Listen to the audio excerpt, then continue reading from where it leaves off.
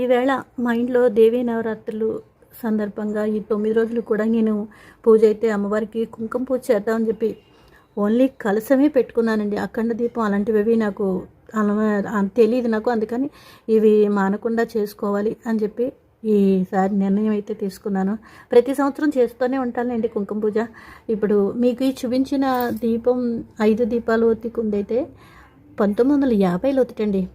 మా అత్తగారు 3 తరాల దగ్గర నుంచి అదే దీపం వాడుతున్నట్ట. నేను ఎక్కువ అంటే ఈ నవరాత్రుల్లోనే వాడేవట. తీసి ఇప్పుడు నాకు దీపం అయితే ఈవేళ నేను పెట్టుకుని పూజ చేసుకున్నానండి. అమ్మవారికి చెప్పాను కదా, నేను పరికిణీ జాకెట్ చిన్నది అమ్మవారికి అయితే కుట్టి అప్పటికప్పుడు వేశాను. కుంకుమ పూజ ఈ 9 రోజులు కూడా లలిత చదువుకొని కుంకుమ పూజ అయితే చేసుకుంటాను. దేవుడికి చదువుకునేటప్పుడు ఒకటే దండం పెట్టినానండి. అమ్మ, నేనేనా తప్పు చేస్తే, నేను తెలియక చేస్తే తప్పు, తెలిసైతే నేను దేవుడి విషయంలో ఎప్పుడు తప్పు చేయను, తెలియక చేస్తే నీ బిడ్డను నన్ను క్షమించమ్మా, ఏ తప్పైనా తెలియకుండా చేస్తే అని చెప్పి ఒకటే దండం పెట్టుకుని పూజ అయితే దేవుడికి నేను నిలబెట్టుకున్నాను.